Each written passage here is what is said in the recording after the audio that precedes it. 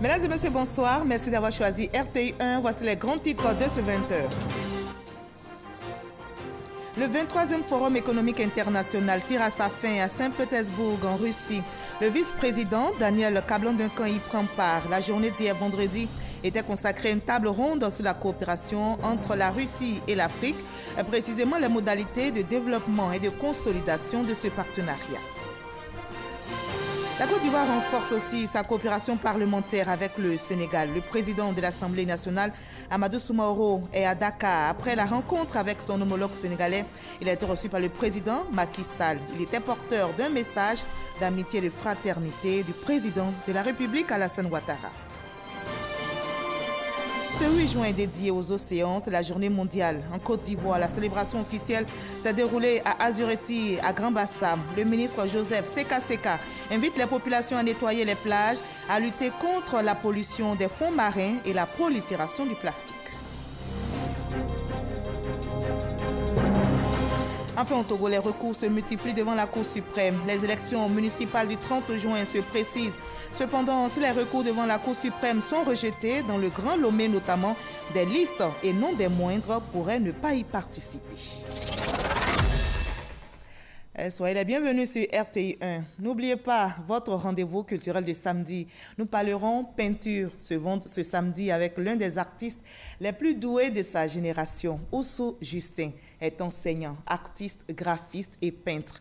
Le concepteur de l'art kangourou peint depuis plus de 30 années. Il a à son actif plusieurs expositions. Il a aussi glané des prix. Et ce soir, il nous dira l'importance de la peinture dans la société et nous dévoilera surtout les secrets de sa longévité et de ses succès dans ce métier. Bonsoir, monsieur Oussou Justin. Bonsoir, madame. Alors, l'art pictural est une passion que vous vivez depuis plus de 30 ans. Qu'est-ce qui vous inspire? Je m'inspire de la vie quotidienne, des scènes de marché, de l'environnement. Et c'est ce qui me permet de peindre et de pouvoir exprimer ma passion picturale. Et justement, vous peignez plusieurs thématiques. Nous allons en parler dans la page culture. Ce sera dans une trentaine de minutes. À tout à l'heure, monsieur Oussou Justin. Vous restez pour le moment avec nous. On va se rendre à Saint-Pétersbourg, en Russie, qui abrite le 23e Forum économique international. Le vice-président Daniel Kablan-Duncan prend part à l'événement au nom de la Côte d'Ivoire. La Russie qui accueille le forum veut créer un nouveau cadre de coopération avec le continent africain. Hier vendredi, s'est tenue une table ronde consacrée aux modalités de développement et de consolidation de ce partenariat. Awa Touré, notre envoyé spécial. La Russie veut contribuer à la transformation structurelle de l'économie africaine. Le vice-président de la République, Daniel Kablan-Duncan, a participé à une table ronde pour fixer le cadre de cette coopération. Une rencontre qui se tient dans un contexte de croissance des économies africaines. Une croissance qui, malheureusement, n'est pas encore inclusive. Pour le vice-président Daniel Kablan-Duncan, il faut agir et vite. L'Afrique se doit donc d'agir vite afin de favoriser le développement d'une épargne intérieure, d'un secteur privé national et international créateur d'emplois et de richesses. Sur ce nouveau vaste marché porteur, connaissez la ZLECA, la zone de libre-échange de l'Afrique, devrait éclore des champions nationaux, gage de développement plus endogène et de progrès économique et social plus inclusif. Pour ce faire, et selon nous, les principaux défis à relever par l'Afrique sont les suivants. Premier, ce rapport aux réformes structurelles et sectorielles profondes, condition indispensable pour créer un environnement favorable aux investissements privés, nationaux et étrangers et assurer une croissance forte et durable. Deuxièmement, l'accélération du capital humain et du bien-être de chacun, car nous savons tous, il n'est de richesse que d'hommes. Le troisième défi concerne l'accélération de la transformation structurelle des économies africaines par une industrialisation et une diversification plus poussée. Pour notre part, ce sont les réponses pertinentes à ces défis qui doivent constituer l'architecture du prochain cadre de coopération entre la Russie et les États africains. La Fédération de Russie et l'Afrique disposent ainsi d'un vaste champ de coopération à explorer, notamment dans les domaines de l'éducation, de la santé, de l'électrification et de l'agriculture. Le sommet prévu pour se tenir en octobre devrait jeter les bases de cette coopération. Et nous restons à Saint-Pétersbourg où le vice-président Daniel Kablan-Duncan a pris part à la séance plénière du Forum économique international tenu également ce vendredi 7 juin. Le développement durable et la coopération étaient au centre des communications des intervenants, notamment le président de la Fédération de Russie, Vladimir Poutine.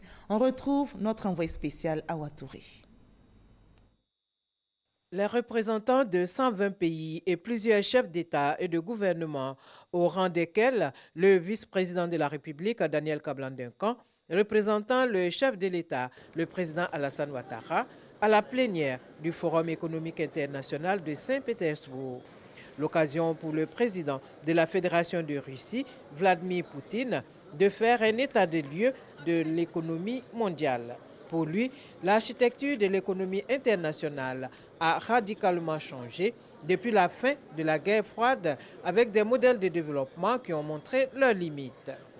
Le rôle de nouveaux moteurs du développement des technologies de l'information et de la communication n'est pas encore efficace.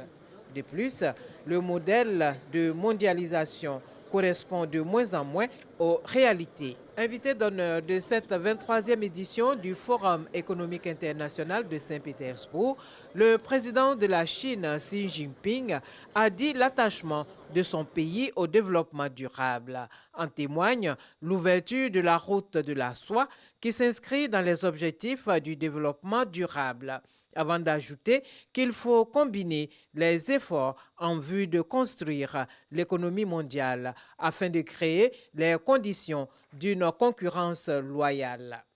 L'agenda 2030 des Nations Unies et ses 17 objectifs représentent un cadre stratégique pour le développement durable. Le vice-président de la République, Daniel Kablan-Duncan, au terme de la rencontre, a fait le point sur les actions engagées par la Côte d'Ivoire pour l'atteinte des objectifs du développement durable. Pour le cas de la Côte d'Ivoire, en ce qui concerne le développement durable, vous savez que le président de la République a fait prendre une série donc de mesures, notamment dans le domaine de la forêt, avec le projet RED+, avec le projet de cacao ami de la forêt, etc., de manière à ce que l'impact que le climat a sur le développement s'amenuise au fil donc du temps. Donc les choses s'améliorent au niveau de la Côte d'Ivoire. Il a demandé aussi que nous puissions pousser l'énergie solaire en Côte d'Ivoire, de manière globale les énergies renouvelables, pour que les énergies renouvelables jouent un rôle beaucoup plus important. Je crois qu'actuellement on a 65% au niveau donc, disons, de l'énergie thermique et 35% pour l'énergie renouvelable. Il a demandé qu'on inverse la situation d'ici une dizaine d'années. On est sur le chemin de le faire. Ce que nous souhaitons, nous, pays en développement, c'est qu'on puisse prendre davantage en compte les besoins des pays en développement, notamment dans les domaines du développement du capital humain, dans le domaine de l'industrialisation, dans le domaine, disons, que des infrastructures et dans le domaine donc des financements innovants. Je crois que si ces éléments sont pris en compte, il y a des chances que l'Afrique puisse devenir, comme on l'a indiqué en conclusion, la nouvelle frontière de développement. Le vice-président s'est par ailleurs félicité du fait que les dirigeants du monde mettent le développement de l'économie mondiale au cœur de leurs actions. Et à l'issue de ce forum économique international tenu à Saint-Pétersbourg en Russie, le vice-président ivoirien Daniel Kablan-Duncan a mis le cap ce samedi sur Genève. Il va prendre part à la 108e session de la conférence internationale de l'OIT. Les questions inscrites à l'ordre du jour de cette session, violence et harcèlement dans le monde du travail et la célébration du centenaire de l'Organisation internationale du travail. Je vous fais à présent lecture d'un communiqué du gouvernement ivoirien qui nous est parvenu ce vendredi. Il est ainsi libellé. Déclaration du porte-parole du gouvernement.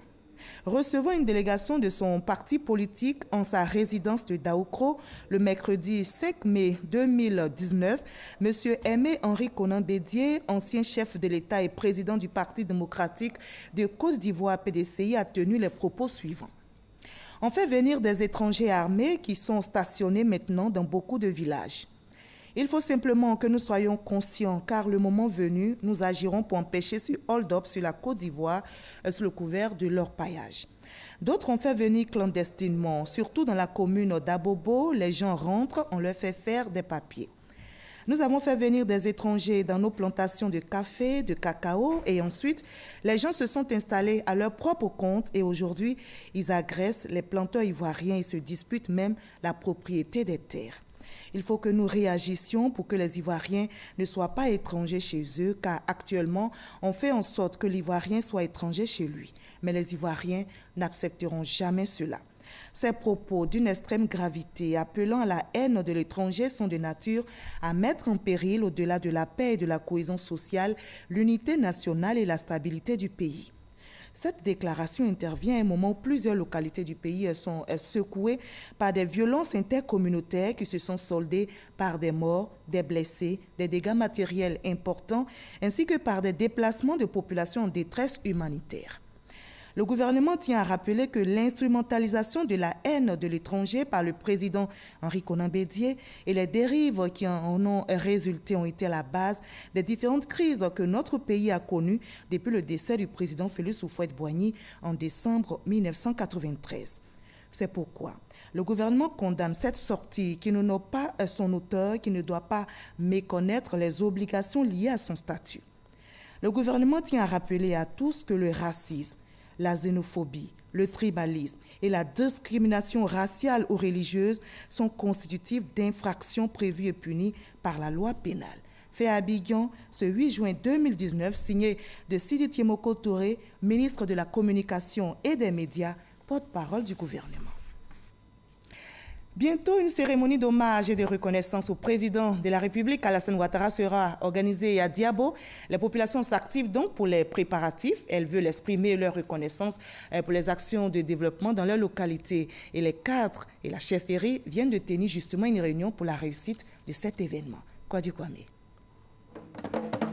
À l'appel du tam-tam parleur, le foyer Nana Amanidoa de Diabo, point de convergence de tous les chefs des deux cantons Glo, sous la direction de Nana Baté Thomas. Les têtes couronnées, les organisations de femmes et les structures de jeunesse du canton Glo se rassemblaient pour écouter les cadres du terroir pour le message à eux délivrer. C'était d'abord de s'entendre sur l'organisation d'une manifestation de remerciement au chef de l'État pour tout ce qu'il fait pour le canton Glo. Vous savez qu'on est dans un environnement politique qui évolue favorablement avec la naissance du RHDP. Beaucoup de sons de cloche ont été entendus par nos parents. Il était bon qu'on vienne leur dire notre part de vérité sur ce qu'est le RHDP et pourquoi est-ce qu'ils doivent accompagner le chef de l'État dans cette nouvelle aventure. Le retour est favorable. Les participants à la rencontre sont réceptifs au message annoncé. Ces fils qui sont partis et qui sont venus nous donner ce message, nous leur disons merci. Merci pour le message. Ce que nous n'avons pas appris et ce qu'on ne connaissait pas, c'est ce qu'on nous a informé. Le RHDP, c'est un parti de paix.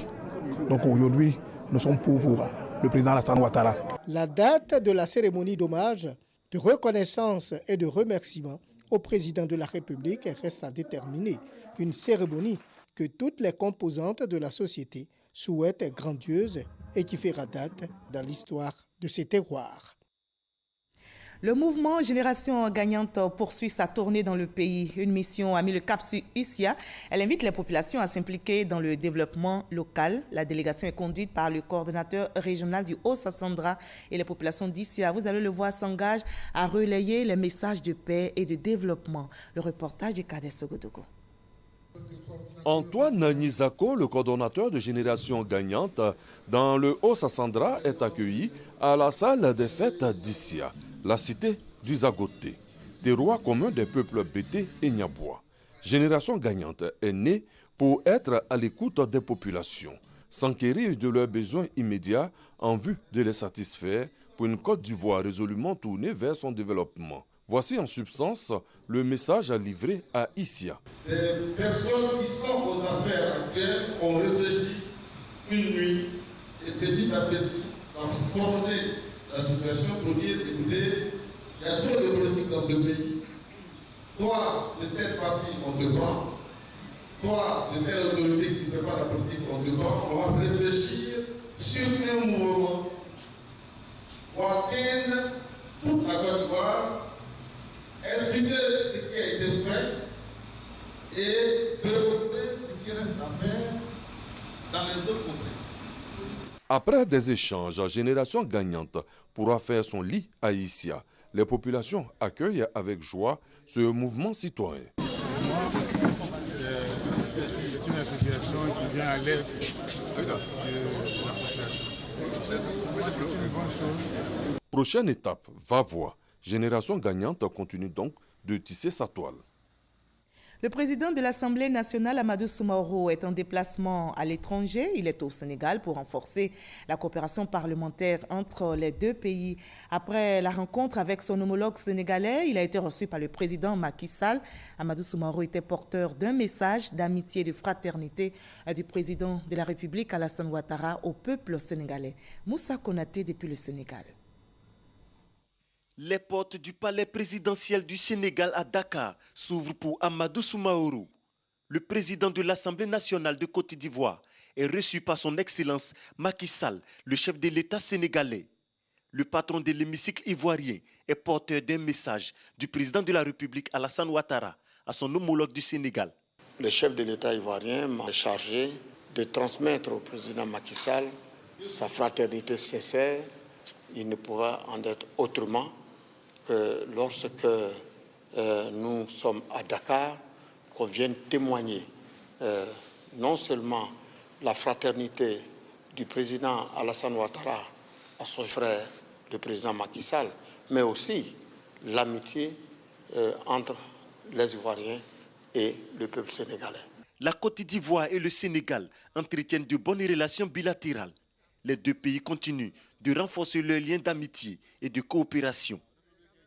Et ici en Côte d'Ivoire, le secrétaire d'État chargé du budget et du portefeuille de l'État a présenté aux magistrats de la Cour des comptes les grandes lignes du budget programme. Moussa Sanogo leur a expliqué les innovations contenues dans ce budget programme qui entre en vigueur le 1er janvier prochain. On en sait plus avec Jean-Luc Bambo. Le secrétaire d'État Moussa Sanogo poursuit ses séances d'explication du budget programme, un des principaux axes de la réforme des finances publiques ivoiriennes. Après les sénateurs et les députés, le mois dernier, ce sont les magistrats de la Cour des comptes qui ont pu s'instruire sur les grandes articulations de ce nouveau mode de gestion des finances publiques.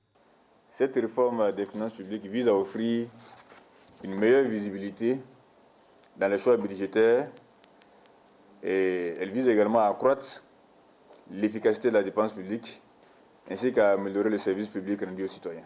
Elle renforce enfin les prérogatives des organes de contrôle externe que sont le Parlement et votre illustre institution, la Cour des comptes.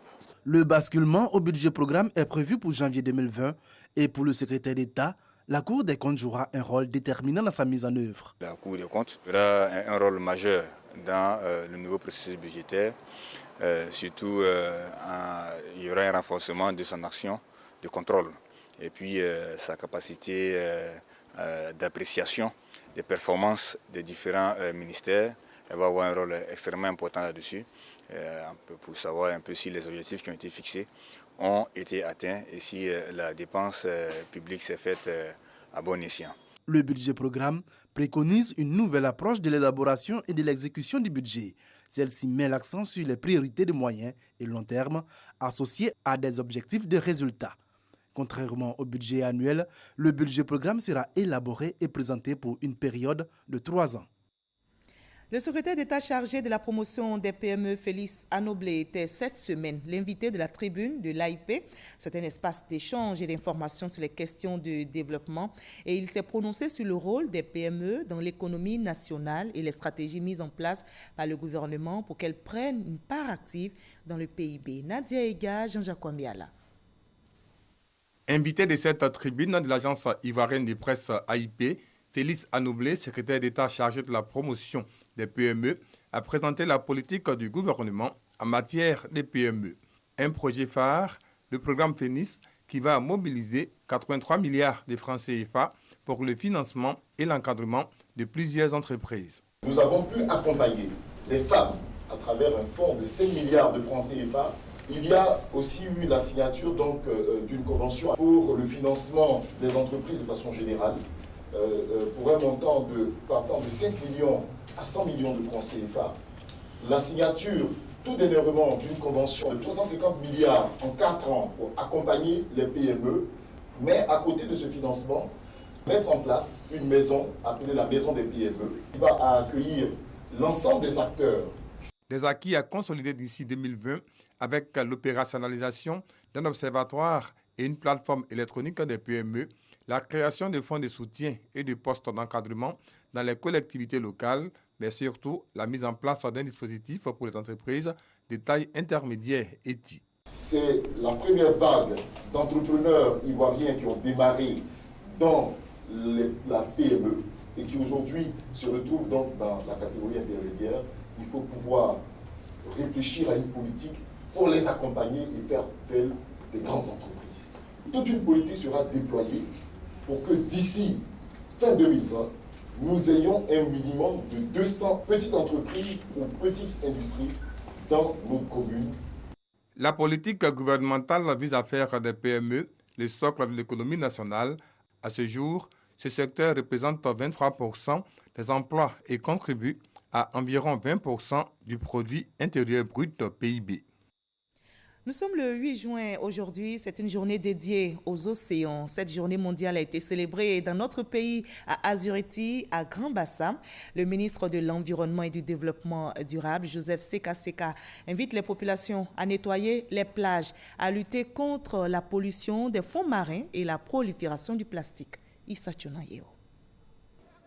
Azuriti, Grand-Bassam, ce samedi, jour de la célébration de la journée mondiale des océans.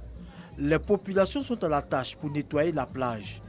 Une initiative encouragée par les responsables du ministère de l'Environnement et du Développement durable. L'état de nos océans est tel que nous ne pouvons nous accorder aucun répit. Pollution en tout genre. Et j'en profite pour mettre les jeunes d'Azuriti en mission, afin que la prochaine fois, quand nous venons ici, on ne voit pas les restes de sargasses. Donc je vous exhorte, jeunes d'Azuriti, à vous munir de balais, de pelles, de râteaux, afin de rendre ce site-là un peu plus agréable pour vous-même et les touristes aussi qui viendront visiter votre village. Cette année, les femmes occupent une place de choix dans la célébration de cette journée à travers le thème « Genre et océan ». Occasion pour le ministre de l'Environnement et du Développement durable de les sensibiliser sur les dangers à fumer le poisson sur du charbon. Une équipe de chercheurs de l'université Félix Houphouët-Boigny d'Abidjan-Cocody a trouvé que 50% des femmes sont atteintes de maladies respiratoires et 10% ont perdu leur empreinte digitale à force de tourner manuellement le poisson au four. 17% de femmes souffrent de la fièvre typhoïde ou de tension artérielle. Ces résultats ont été obtenus après une année d'analyse des données collectées sur les sites de fumage de poissons à Abobo-Doumé, Grand Laou, Gestabo et auprès des femmes fumeuses et non fumeuses des communautés de pêche.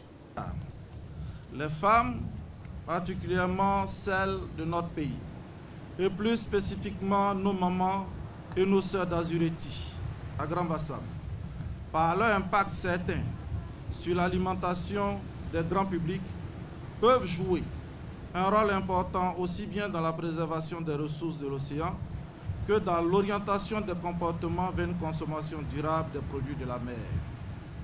Elles méritent donc qu'une attention particulière leur soit accordée à l'effet de garantir les moyens de subsistance tant pour nos populations d'aujourd'hui que pour les générations à venir. Cette célébration de la Journée mondiale des océans a permis aux autorités de visiter les mareyeuses sur leur lieu de travail.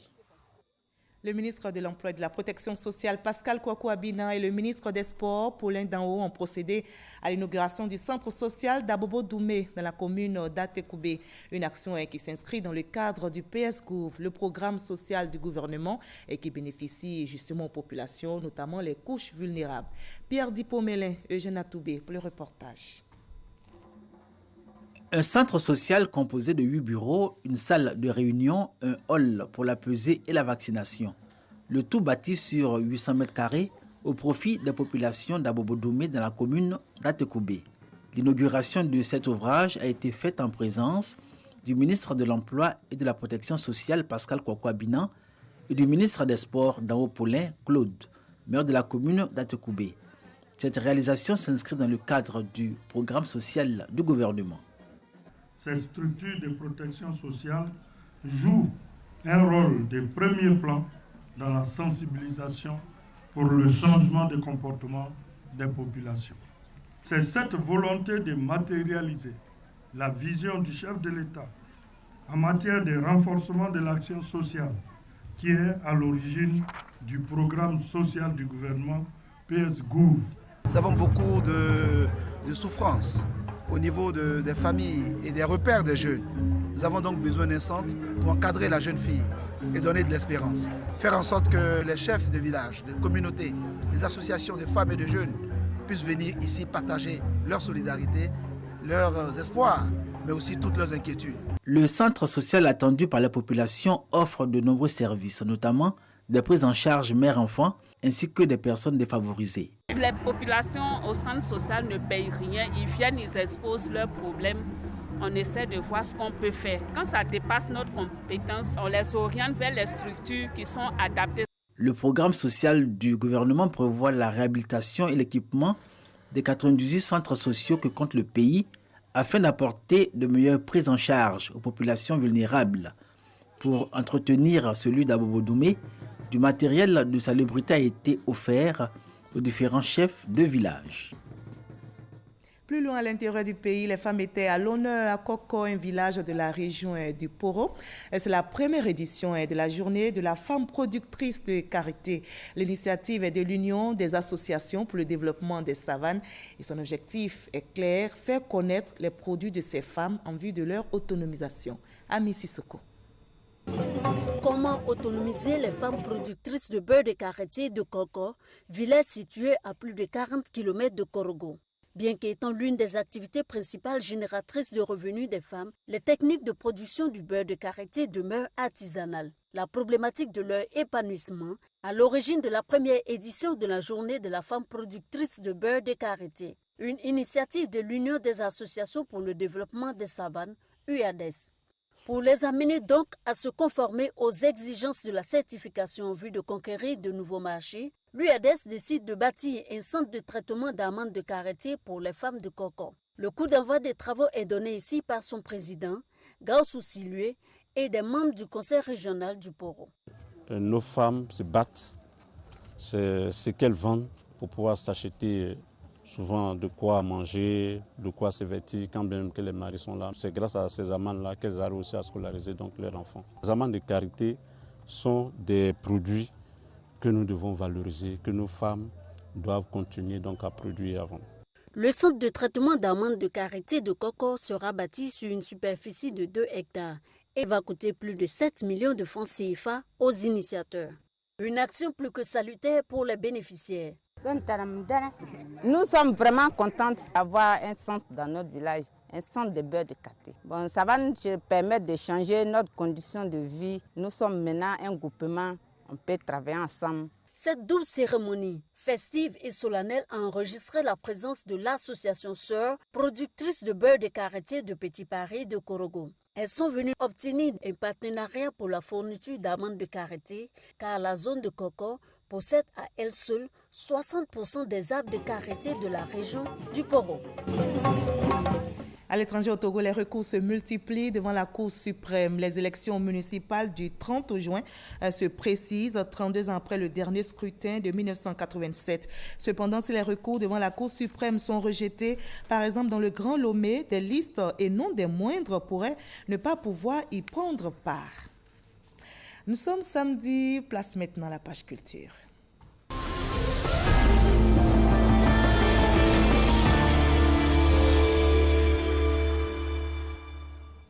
Nous démarrons avec la styliste Ouli Pat qui a célébré ce vendredi 7 juin ses 15 ans de carrière dans le monde de la couture à travers un défilé ayant pour thème collection signature. Et la styliste, vous allez le voir, valoriser le pagne tissé également d'autres régions de la Côte d'Ivoire et de l'Afrique. Et ce défilé a enregistré la participation de plusieurs stylistes de la sous-région. Issa Chonayeo.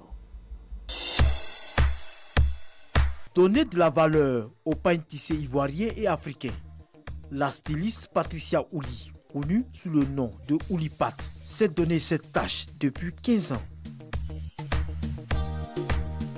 Au cours de la 6e édition de Yorodei, festival du pagne africain, elle a montré son doigté magique à travers plusieurs modèles.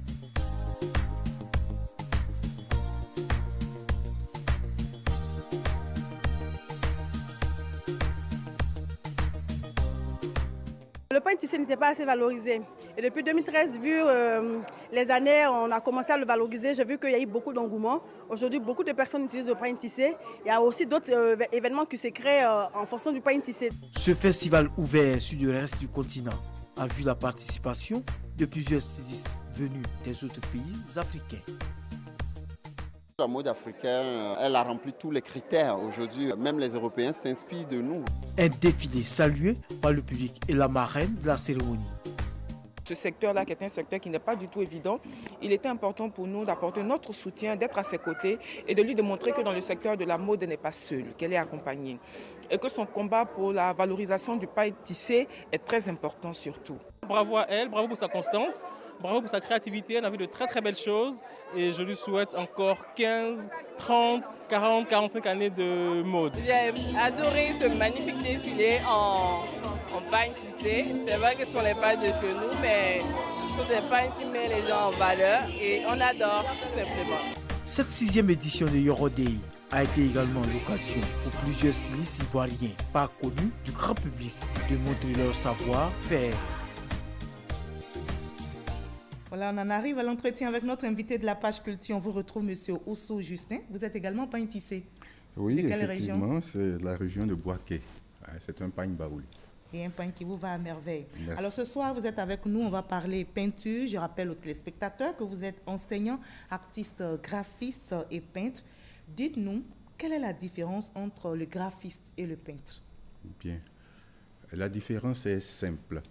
Le graphiste, quand il crée, c'est le maillon d'une chaîne.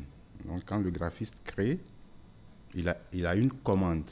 Il crée et sa création va à l'imprimerie. Et lorsque c'est imprimé, ensuite ce sera diffusé. Donc quand vous voyez les panneaux publicitaires, les brochures, les journaux, les prospectus sont faits par les graphistes. C'est le spécialiste de la lecture de l'image, la conception des lettres.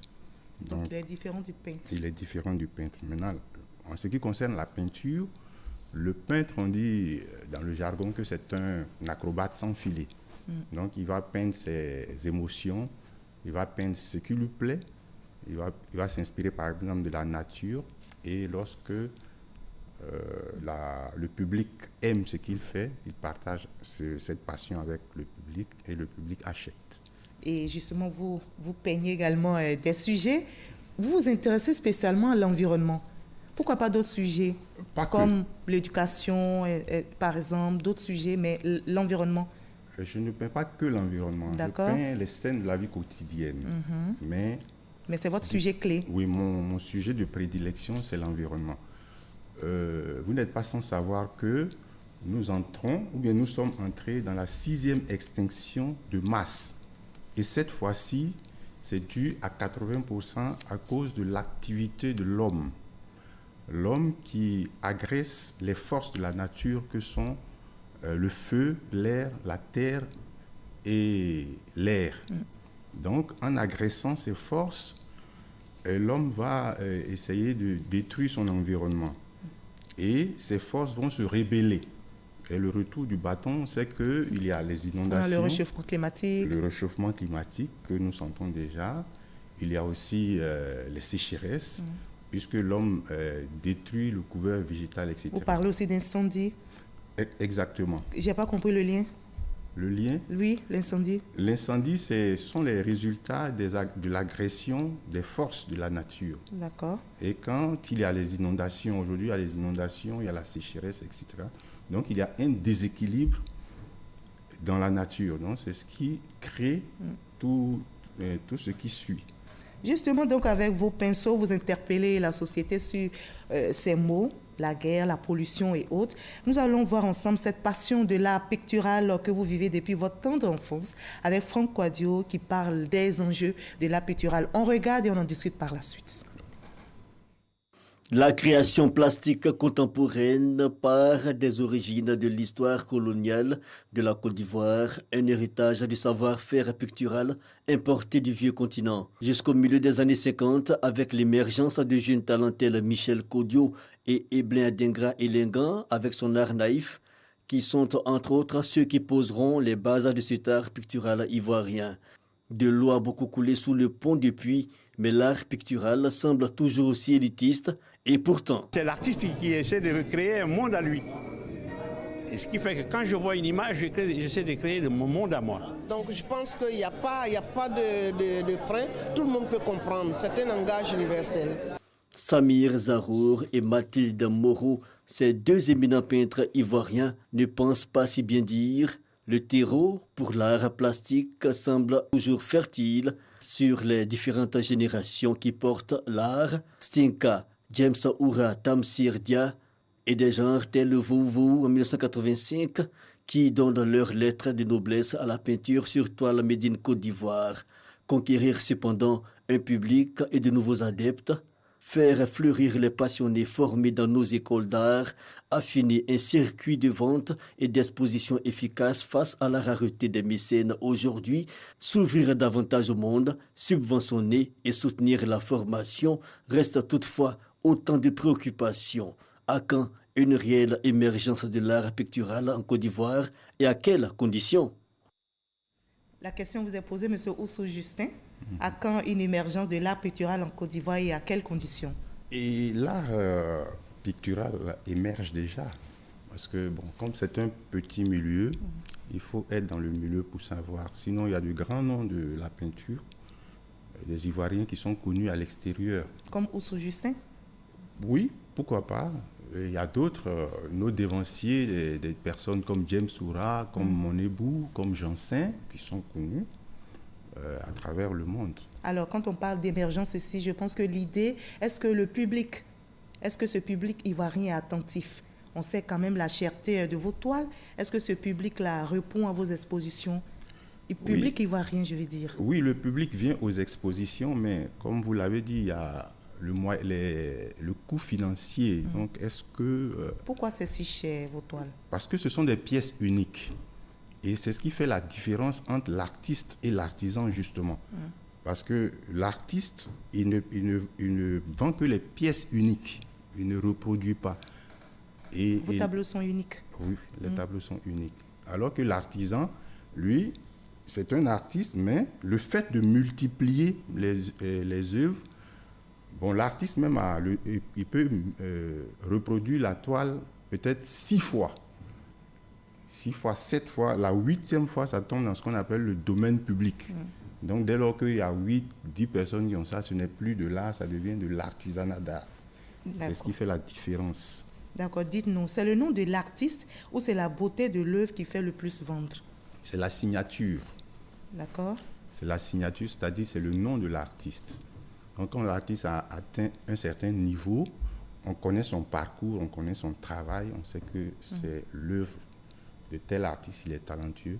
Il suffit qu'il fasse un seul jet, qu'il signe, Picasso ou Oussou, on se dit que c'est quelque chose de bien. C'est qu'il a fait exprès, il sait ce qu'il fait.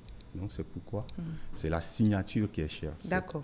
Alors, quelle est l'importance de l'art pictural dans notre société aujourd'hui? Dans notre société aujourd'hui, l'art pictural a sa place dans la mesure où ça rentre dans plusieurs domaines. Il y a d'abord le domaine social, il y a le domaine culturel et il y a le domaine économique. Donc l'art englobe ces 3 éléments. Donc l'art rapporte. L'art rapporte et l'art cultive aussi. Merci beaucoup.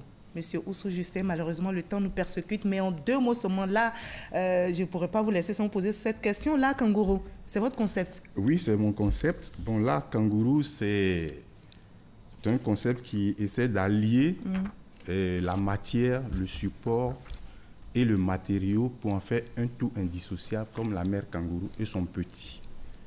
Merci beaucoup, monsieur Oussou Justin. Merci de nous avoir partagé en quelques minutes seulement votre passion de l'art culturel. Merci beaucoup d'avoir été avec nous, l'art pictural. Merci beaucoup d'avoir été avec nous sur ce plateau. Vous l'avez compris, ce journal est terminé. Merci de nous avoir suivis. Retrouvez à 23h Colloque Le Balier. Moi, j'aurai beaucoup de plaisir à vous retrouver demain à la même heure sur ce même plateau à 20h.